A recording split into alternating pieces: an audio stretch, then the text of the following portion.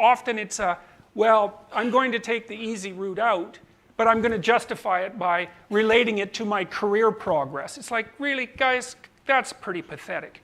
You know, seriously, it's pathetic. And I don't mean to be morally judgmental. I mean that it's pathetic in that what it will do is make you weak and craven. And probably you don't want that. You know, like, why would you want that when you could be strong and forthright instead? Like, that's a way better choice. So don't say things that you don't believe, and especially don't write things that you don't agree with.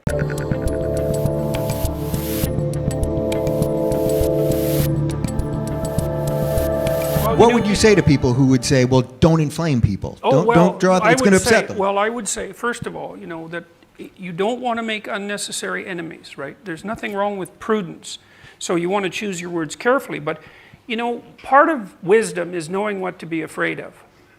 And many times, many times in your life, perhaps with every important choice you make, you've got terror on one side and terror on the other. There's no way forward that doesn't involve risk. And see, there's a big problem with self-censorship, and that is that every time you fail to express who and what you are in an articulated manner, you first of all lose an opportunity to know yourself better.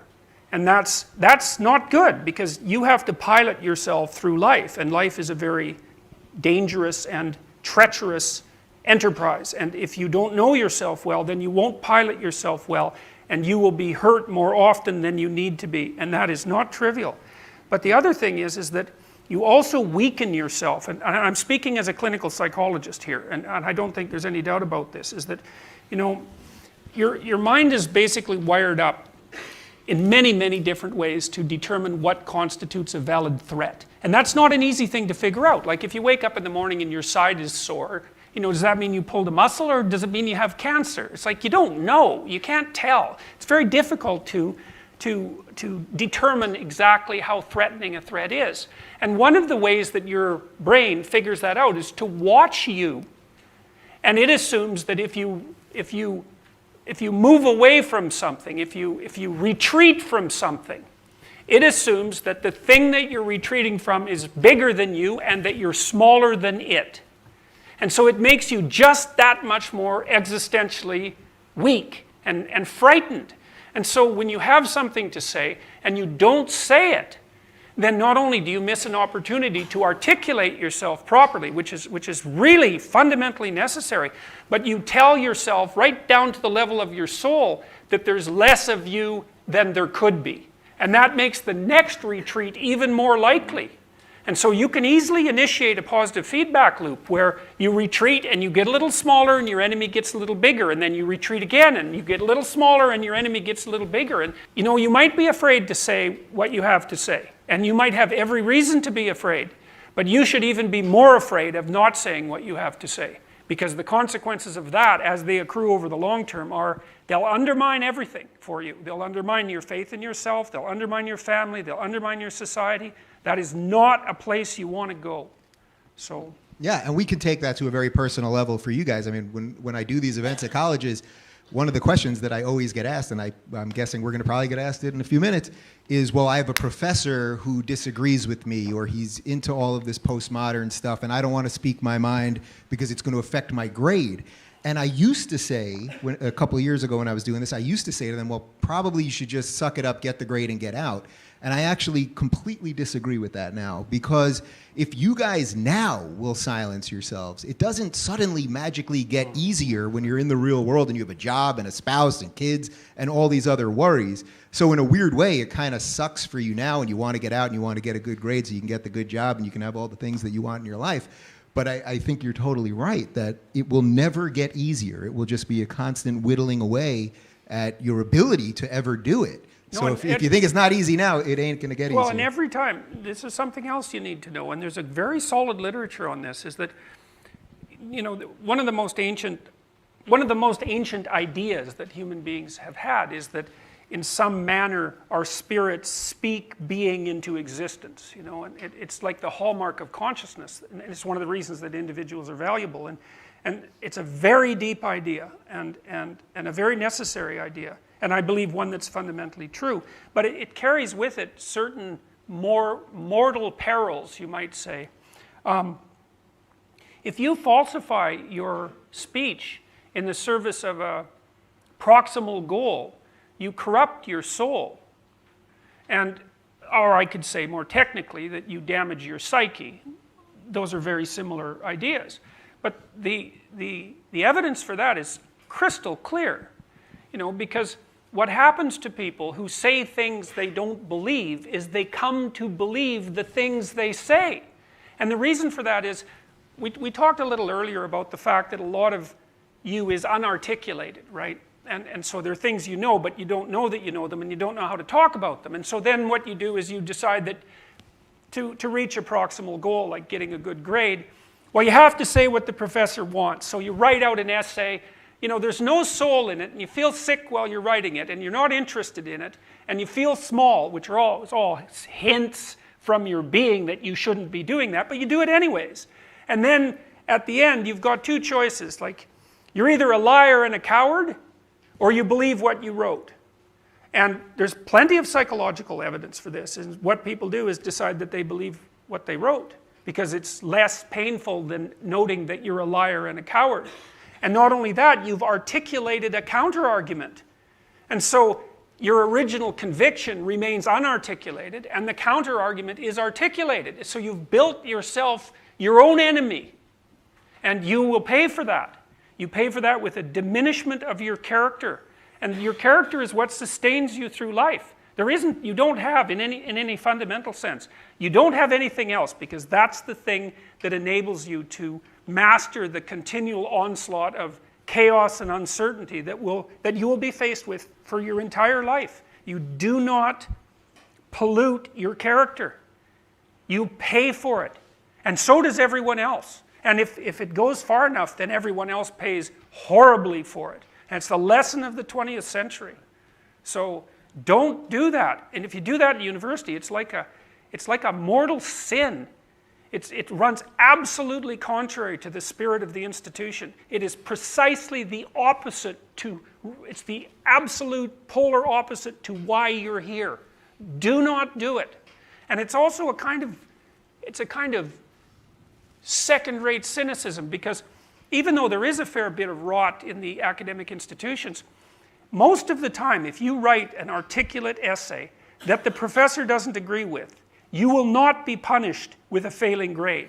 It's very rare that that actually happens. Now, there is the odd professor who's so damn corrupt that that's going to be the case, but I've talked to lots of students and counseled them to write down what they think, and their grade generally surprises them quite spectacularly, because they're invested in the damn essay, and so they do the work, right? And they put a little passion into it, and they're not bored by it or made sick by what they're producing. And then they end up with a grade that's far better than they think. So, you know, often it's well, I'm going to take the easy route out, but I'm going to justify it by relating it to my career progress. It's like, really, guys, that's pretty pathetic.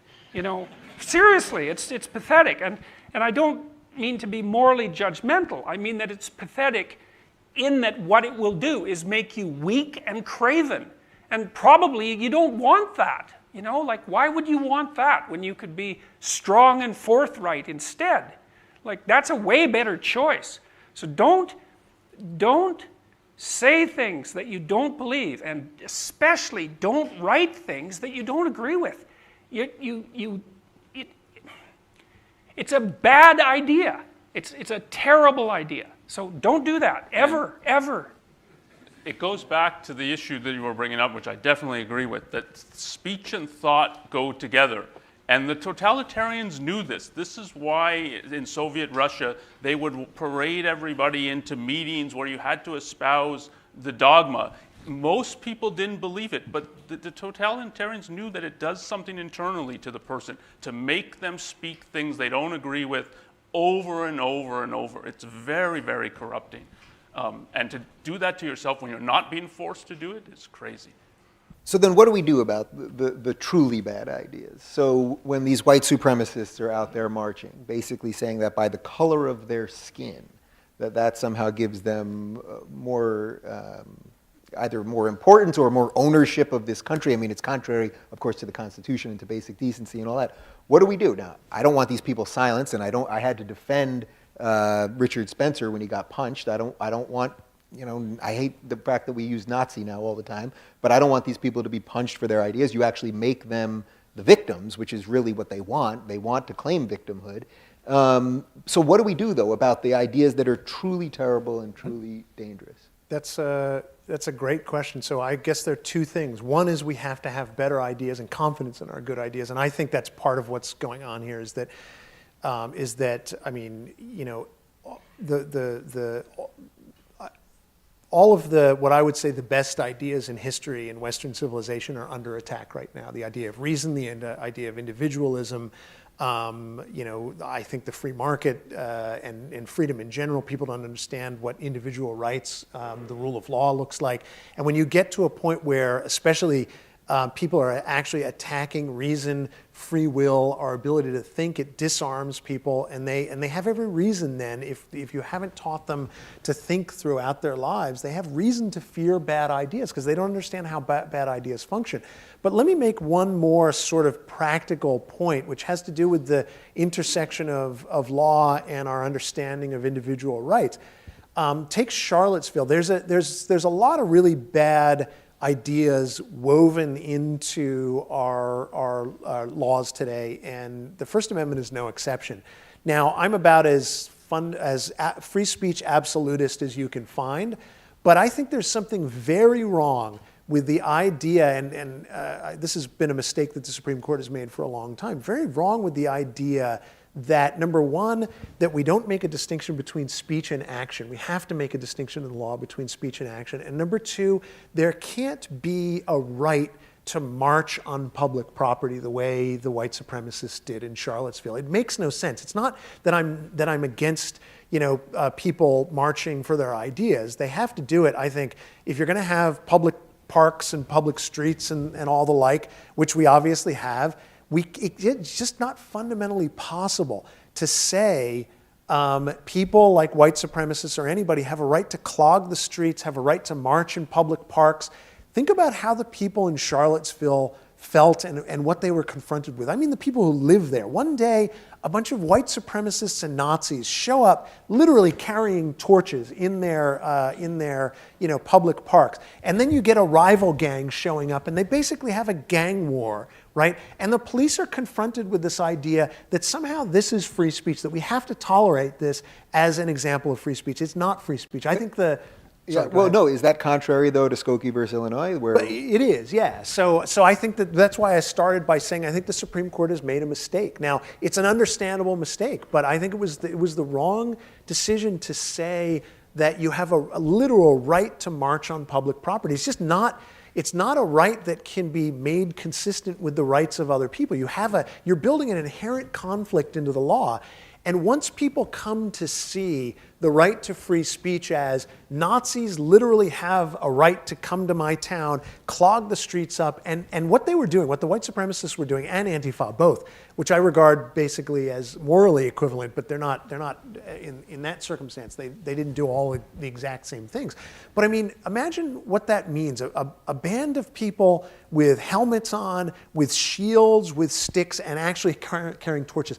That's not an effort to communicate to people. That's an effort to intimidate people. That's, I think, what the Nazis were doing in Skokie. That was an effort to intimidate the people of Skokie, Illinois. And I think it's a mistake that the Supreme Court allowed them to do it. Now, that's not because they were Nazis. It's because they were engaging in a kind of intimidation.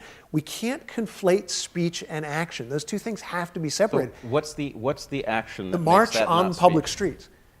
And now, you know, the best thing would be if they want to have a march on private property, that's all up to them. Mm-hmm. And everybody can say, screw you, we're going to stay away. I don't want to do it. But think of what happens when there's a march on public property. It amounts to my tax dollars as a person in Skokie, let's say Illinois, or in Charlottesville, I have to now pay for these assholes to come and intimidate people in my town. That's crazy. Why should I be forced as a taxpayer to pay for these guys to have a march that is designed to intimidate people? They are coming ready for a gang war, and for some strange reason, taxpayers are supposed to pay for that. And so let me just... Well, it's interesting you're making the equivalence, though, with Antifa, because, again, $600,000 yeah, it's the same out kind of thing. the Berkeley coffers. If you treat that as free speech, if people come to view free speech as someone has a right to invade my space and at my expense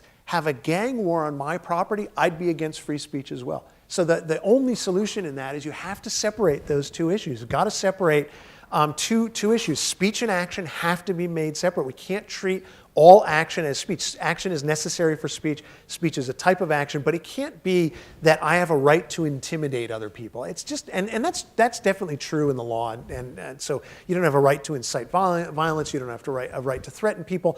But it's I think far too narrowly construed what constitutes a threat. And I think the white supremacists marching in Charlottesville was a threat. It was intended as a threat. Antifa coming in was also a threat. It was basically a gang war at public expense. That's insane. People are not going to support free speech if they see it under those terms. And then finally, to the extent we have public spaces and public parks and the like, it can't be that anybody has a right to do anything on that property that they want. It's not true now in many ways, but it shouldn't be that we hold that every public space is open to any kind of speech. It just can't be. It's not actually feasible. And this is why when you hold that you have a right to essentially confront others on public property, you necessarily build a clash into your laws, and it becomes irresolvable. People see it as irresolvable, and I think the logical response is to say, well, then let's jettison free speech. So no public square?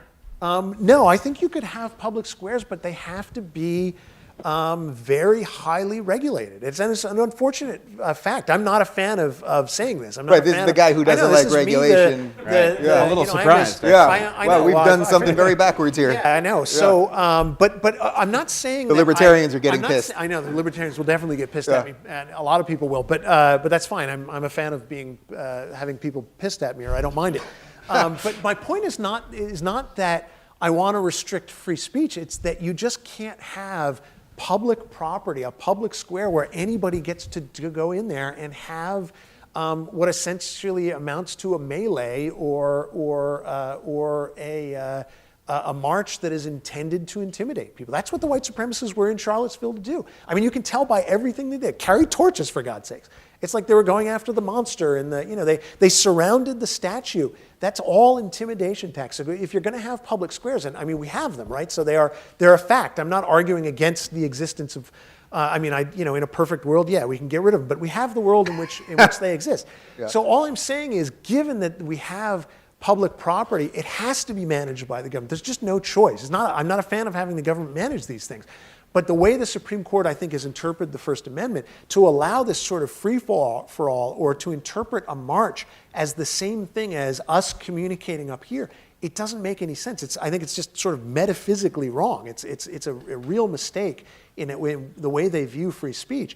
I mean, just as if I stand up now and I threaten to punch you, that's not free speech, but it is communicating something. And if we allow people to get away with that, then they will come to associate speech and force, and they will jettison speech. And that's actually what's happening on college campuses. I think a lot of students feel threatened. They think, God, how do I get away from this stuff? Imagine being in Charlottesville and thinking, I don't want white supremacists in my town. How do I get away from this? The Supreme Court has said I have to put up with it. And what's the logical conclusion from that? Well, then screw free speech. And my answer is, you don't have to put up with it. Do this by applause so that the people that are watching online can hear you. How many of you have, since you've been at school here, and I assume most of you guys are students, how many of you have not said something either in a class or to a friend or to a professor because of you feared the repercussions? Yeah. I know it doesn't quite feel right to applaud that, but yeah, but that says it right there. It's funny, I get only invited by conservatives and libertarians and some classical liberal groups. I always say I'll give the same speech to progressives or liberals if, whatever you want to call them, Democrats, lefties, whatever, if they'll invite me. they never do. But I find all the time, I come and I talk to you guys, and it's like, wow, I can look out here. There's a lot of diversity out here, the diversity that the left loves. I see a lot of different skin colors here. I'm sure there's some different sexualities here and all sorts of stuff.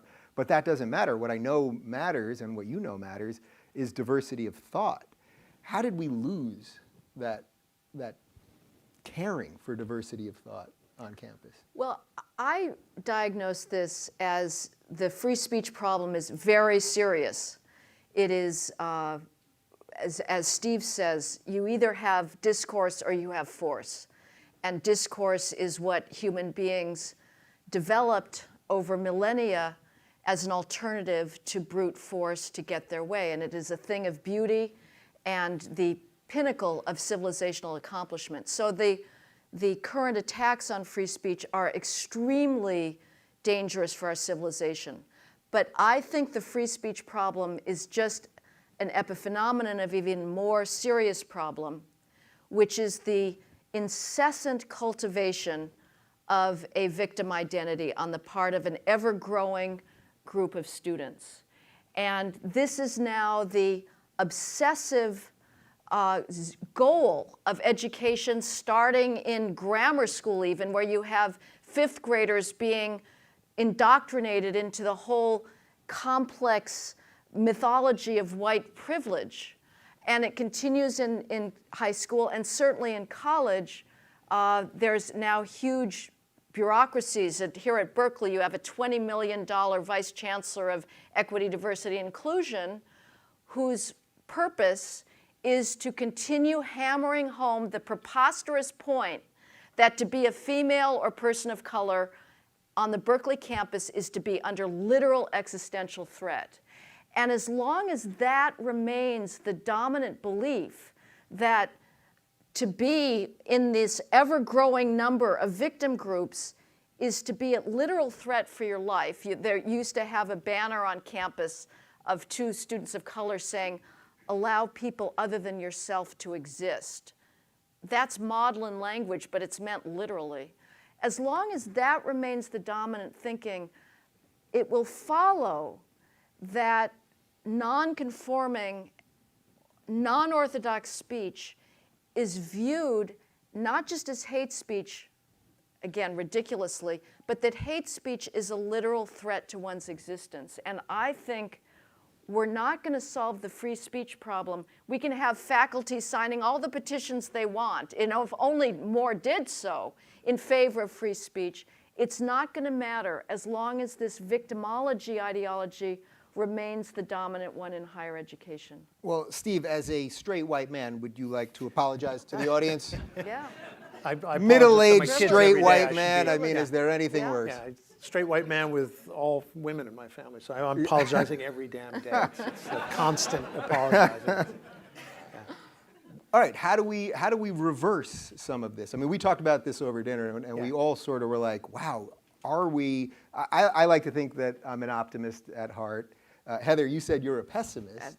Constitutionally, yes. But Where do you consider good yourself? reason. I'm torn between you two guys. I was on your side at first, and now I'm generally an optimist, but I'm an optimist that's realistic about. I'm optimistic because of the potential of human beings. I'm optimistic because we can think, we can achieve things. Look at the society we live in today. I mean, this is one of the big rebuttals to, or one of the things that people just ignore in the whole victimology. I just look at the society we live in. My God, it's the most advanced, freest, greatest society in the history of the world. There's something to be taken from that. Not just that they're wrong to constantly be playing victims and claim that they're oppressed in a context in which they're not oppressed, but that human beings can achieve unbelievable things. That's a great thing. So I'm optimistic there. Human beings can also ruin great things, and I'm concerned about the future because of the direction of this issue. And I think a lot of what Heather said, I think there are deeper issues going on, which I don't want to, we can talk about them, but I agree with the victimology point. I think that's a consequence of even deeper philosophical convictions and convictions about ideas that are leading us to be victims, to reject rationality in speech, to reject individualism, to cloy onto groups and the rise of tribalism. All of these things are playing a role in that. But you're absolutely right that the prosperity that has been achieved through freedom through trade, through free markets, is stunning. I mean, every item in this room has been created by some guy who's got a company or some woman in the market chain. It's extraordinary, but that doesn't persuade people. And if a student on a campus like this, which is so beautiful, I was in the main library today, with these grand reading rooms and the noble architecture and the plants, the trees you've got around you, if they can feel sorry for themselves and feel oppressed at Berkeley, I mean, that's preposterous. They are living a Charmed lives. they're leading a delusion. They are completely unable to perceive their privilege to be at a place of learning where they should be down on their knees every day saying, thank you for giving me this opportunity to absorb human history, languages, science, you name it. Well, that's why I think it's so fascinating, because there's such a disconnect between the reality of the goodness of this country, not to say we don't have problems, and what this sort of postmodern, cultural Marxist, collectivist set of ideas, whatever you want to call it, is about. I mean, you know, I say this on the show all the time, but the essence of prejudice is to prejudge. I could look at you guys right now and go, okay, brown guy here, white guy here, girl here, brown guy there, Asian guy there, white lady there, and that would, assuming that I thought that meant I know what you think, that actually is prejudice. And yet somehow we're the ones that are constantly being told that we're bigots and racists. I assume most of you guys, again, will do it by applause. I know it's weird to applause these things, but most of you, I assume, have been called all of these things. And I need to figure out some other way to gauge reaction other than applauding all the bad things.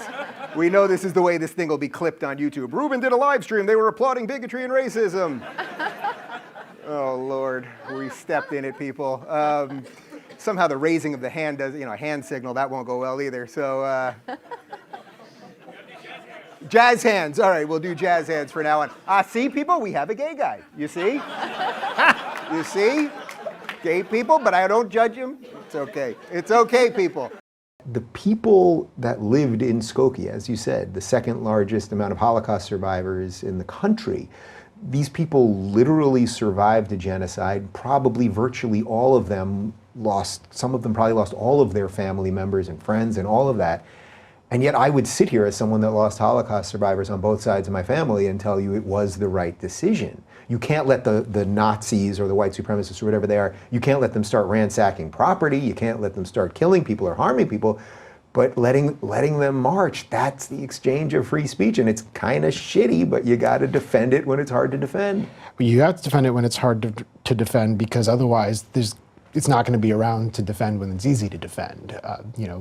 Once you start creating exceptions and encroaching, there's no end to it. And we've kind of seen, even in other countries, that once the encroachments start, it's always, well, we make that exception and just this one other small exception. Mm-hmm. And then there's inevitably another one, and all for perhaps even, good reasons in terms of ideals and the goals are laudable, perhaps. I say it every show, the road to hell is paved with good intentions. Exactly. I'm getting tired of saying it. Yeah. You and me both. Yeah. But it's really, practically speaking, it's inevitable. Yeah. How much of this is just a confusion as to what the First Amendment is? That's also what I've started to realize, because when I've gone on college campuses and the protesters are there, and I always say it, I welcome peaceful protest, I completely welcome. I welcome the exchange of ideas, the questions, all of that. But when they're screaming about certain things, I think there's just a disconnect as to what, I think two legal things. I think what the First Amendment is and what hate speech is or isn't. So can you talk about that a little bit? Yeah, if I have to hear one more person, whether it be student, internet commenter, even journalists or faculty members sometimes say hate speech is not free speech, I'm going to lose it. Okay, so let's do that one first, because I really, this will be maybe what we promo for this episode, but I really want people to understand this. Why is hate speech free speech? Well, on a legal level, hate speech is free speech because the First Amendment and the courts have said nothing about hate speech being unprotected by the First Amendment. Speech is protected by the First Amendment unless it falls under one of the very few existing categories of unprotected speech. Yeah, what are those categories? There's incitement to imminent lawless action, and these all have very high bars. Right. True threats and intimidation. You can be sued for libel or slander, defamation as they're known. Some states, I think, actually still have criminal statutes on the books, but they're rarely enforced.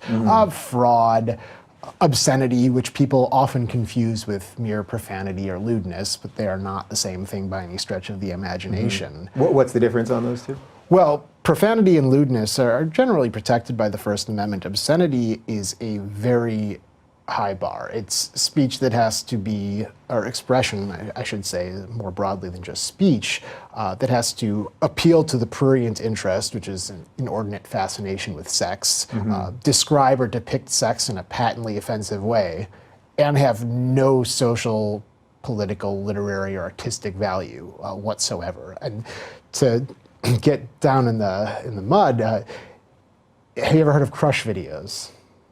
I feel like I have, but I'm honestly not sure what that is. They are videos of women wearing stilettos crushing small animals like hamsters and gerbils to death, and people apparently get off on that. Yeah. I don't pretend to understand it. Even that is not wholly unprotected by the obscenity exception to the First Amendment. That's a particularly interesting case, I suppose, because the idea of it, talking about it, seems like I would have no problem with that. But the action itself, probably there's some legal reasons, right? Like killing animals, there's some law, I guess it's probably state laws. Right, but if you have this pornography, if you can call it that, I have a hard time getting it. Yeah. If you have it and you to possess it or distribute it, you can't be prosecuted for possessing that obscene material. It's an interesting distinction that the act is the crime, or the act is what is illegal, not the depiction or the disseminating of the information or that sort of thing. Right. Child pornography, obviously not protected by the First Amendment. Yeah. But there's the one additional wrinkle of the fighting words doctrine, although there's considerable doubt that it remains a viable exception to the First Amendment, but it really gets brought up a lot in the hate speech debate. To the extent it still exists, it's limited to face-to-face interactions, where I say something to you that is so insanely abusive that you are likely to punch me in the face without thinking twice about it instead of taking a deep breath and either ignoring me or coming back at me. And there's reasons why it's fallen into disuse, and it's worthwhile to note that the Supreme Court hasn't upheld a fighting words conviction since the case in the 40s when it created the fighting words exception, that's interesting. which is how far it's fallen into disuse. It incentivizes punching people in the face. Right. It creates an easy way to censor the people that you disagree with. And it would, I assume, be some level of a subjective piece of information as to what you think is offensive at the highest order is different perhaps than what I think, or certainly what some of these other people think. Yeah, it creates terrible incentives, and it would basically lead to an institutionalized heckler's veto, so it's really not tenable. Yeah, so on the hate speech front, which it's clear what the Supreme Court has said about hate speech. You're allowed to do it with these exceptions that you've just laid out. You're allowed to say mean things. What I'm realizing on college campuses is they really don't like that. The set of people that we're talking about, they really don't like that. So like, they think if it's just a fact. You are allowed to say bad things. You can say, I hate all the Jews. You can say, I hate all the black people or all the gays or whatever. You can say it. You can't cause direct call to violence. But what I think they think is that if you keep saying those things, I hate these people, that it's going to incite violence. Now, my counter-argument would be, no, you have to use free speech to counter those bad ideas. That's the whole purpose of free speech. But do you see that seems to be the slope that they consistently are on? That if we allow you to say, I hate these people, which is bigoted and prejudice and all of those things, but it's afforded to us by the Bill of Rights, they think that that's going to get you to violence. How do you combat that notion, if you agree with the premise? Well, that is something that we tend to hear a lot in the First Amendment world. And first of all, generally speaking, in this country, we punish the people who do the bad acts. If I watch your show and I get some kooky idea and go off and, commit some crime, we're not going to throw you in jail because I'm an idiot and took a terrible idea that you didn't even intend me to take. Right. Now, it might be different, though, if I was up here saying you should violently attack these people, et cetera, et cetera. Right, exactly. And that's why the incitement standard is so high. It has to be likely to incite and intended to incite immediate criminal action. So if I tell you, hey, it would be fun to burn down a building, but you're not likely to do it, you're going to take it as a joke, I probably haven't, committed any kind of, unlawful expression. If I know you're a pyromaniac and I say, hey, Dave, let's go burn down a building, I might, find myself in a very different situation. Yeah, I sort of left that phase at about 8 years old, but you're all right. But, I think that if you take a look, one of my colleagues actually wrote a piece for Quillette not so long ago about the Rwandan genocide, and looking over the claims that the radio broadcasts actually, caused more violence. And what it turns out is that the radio broadcasts, first of all, only incited people who were already predisposed and who already felt that way, and it made it marginally easier for them to find people and be taught how to do certain things. But it was relatively ineffective, as it turns out, in convincing people who weren't already in a murderous rage to go out and commit violence. And so, I think that the fear that allowing these views to be aired is going to indisputably cause actual violence is somewhat overblown. Now, there's a second part to it, which is that people expressing these views might lead to more people adopting those views and having prejudiced views. Is that possible? Absolutely. Right, so that's the part I was referencing. But that's kind of the point, is that we put those views out there so we can fight them. If we don't have them in public and we can't fight them, they're still going to spread.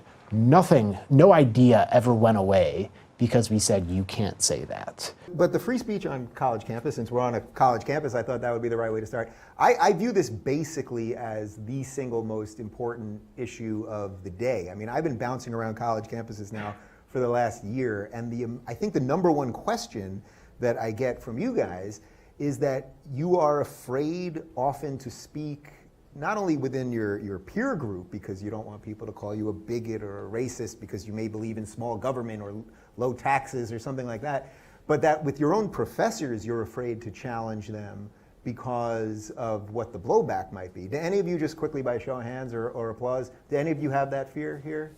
I'm wondering how much. Yeah, so that's wow, that's about half of you right there. So that's kind of interesting to me, that on college campuses, I mean, this is the place. This is the place where not only are you supposed to learn history, you're supposed to learn how to think and how to critically think and all that, but you're also supposed to be challenged, and you're supposed to challenge people too. And I find it so amazing consistently that so many professors these days apparently seem to be afraid to be challenged when that's exactly what they should be trying to do with you guys. You are a teacher. What do you make of this phenomena? I think it's really sad. It's like you said, as a college instructor, it's not telling students what to think. It's teaching them how to think, and there's this big controversy about safe spaces these days and things that you shouldn't talk about because you're going to trigger students. And I think that the entire university campus is a place, it shouldn't be a safe space. This is the place to criticize and to argue and to question, and that's the only way that we can learn. It's the only way we can expand our minds. I mean, I grew up being told that questioning something is the devil whispering in my ear. That if I don't just do what I'm told and accept what I'm being taught, then that's evil, right? And so what's happening these days is really, well, it's triggering to me. You know? So one of the things we talked about this afternoon was that you are shocked as someone that has lived through what totalitarianism and what authoritarianism actually does. Yeah. What you lived through it, and what clothes you could wear, and what thoughts you could have, in what people you could be friends with, et cetera, et cetera. You're sort of, I don't want to say depressed, but you find the fact that so many of these people on college campus are so against so many of these freedoms now, you find it shocking. It's is that sad. even the right adjective? You can give me a better one. It's depressing, because I feel like, what is the end goal? Like, what are you aiming for? When you hear people talking about shutting down speech and burning books, it's like, what are you looking for? Are you looking for Sharia law? Like, where is this going to lead? But I don't think that they think that far ahead. They're just, I don't know. So it seems to me that I try not to impugn people's motives. It's one of the things I talk about on the show a lot. I don't believe that all the people of the left are evil. I think that the ideology is bad. I think the leaders often are bad or corrupt or have ideas that I think are wrong. But I don't think that the average person or the average student that's on a college campus that has those ideas is evil. What's the best way, do you think, to counter some of those ideas, or wake up people who may not be evil but are just mistaken? I think a lot of it's a product of the education that you're receiving, and it's very one-sided, and particularly in the humanities. So all the sciences, history, economics that deal with man. If you look at the history of the 20th century, it's dominated by Marxists, socialists, and now what we put as the progressives that were in the late 19th, early 20th century. And it's one line of thought. It does not anywhere come close to all the views you should be thinking about, entertaining, discussing, arguing about. Part of the reason I went into philosophy, I was already interested in Ayn Rand and in objectivism. But the idea that that's all I would read and that's all I would hear, I went to a university where it had a lot of different viewpoints in philosophy, and I want to hear all the theories, all the viewpoints. And there's very little of that now that happens in colleges. And it's a crime against you guys. Yeah. It's a crime against students to do this to students. I would never just teach objectivism, even though I think it's right, to students. And no, don't hear about Plato, don't hear about Marx. We read Marx in my classes. I don't think he's right about anything, basically. But you have to know some of the arguments, and if you're going to have a view of your own, you have to be able to counter the other arguments. And if you never hear them, and if it's somehow taboo, and you're going to shout them down as they're racist or bigots just because they disagree, there's something really has gone wrong with education. And that's what I think has to be turned. And it has to come in part from the students. We want something better than what we're getting in the classroom. Yeah, it's also interesting to me how so many words have flipped in meaning. If I was to look at you guys, and I can see people that are white, and I can see people that are brown, and I can see girls and guys and people of different ages and all that, and if we were to look at you only based in those ideas, that actually, as I always say, this is prejudice. That is prejudging. I don't expect, because I look at you, that I know what any of your political thoughts are or ideas are, and yet we're sold this idea of diversity constantly as if this is how we should be looking at each other, that, oh, here we have black people here, they should think a certain way, Muslim people should think a certain way, white people should think a certain way, whatever it is. This is actually, it's the antithesis of the American project. It's completely the reverse of Martin Luther King Jr.'s most famous phrase about his children being judged by the content of their character, not the color of their skin. And yet somehow this is actually caught fire with a certain set of people. Yeah, identity politics is racism, basically. It's the new racism. Yeah, it's unfortunate, and it's really insulting, too, because people, Ayaan Hirsi Ali, when she did her interview with you, actually was talking about how people look at her, and she's a black woman, immigrant, and the progressives will look at her and assume right away that she's a victim and that she is being oppressed by this horrible American society, et cetera, et cetera. And of course, she is not. She is an amazing woman. She's a survivor. She doesn't want those kinds of, she doesn't want anybody's pity. Mm-hmm. So she gets to define who she is. Other people don't get to define it for her. But people are just looking at diversity of identity versus diversity of opinion or diversity of thought. Onkar, how do you think victimhood got so sexy to people? The idea that victimhood is virtue, or the idea that because you were born a certain color or a certain sexuality or whatever that's outside of the mainstream, that somehow that gives you extra authority. I mean, I think that's a philosophical viewpoint, and a lot of it comes from religion, that religion plays up victimhood. And if you just think in Christianity, think of Jesus in the Sermon on the Mount. It's the meek and the poor, and not even the poor materially, the poor in spirit. I mean, we would call it now losers. That's who's going to inherit the earth. And that sets it up that if you don't have something, if you don't have intelligence, if you don't have wealth, if you don't have a real soul, you're poor in spirit, that's what gives you claims to things. Well, claims against whom? The people who've made something of their spirit, the people who are strong in various kinds of ways, intelligence and so on.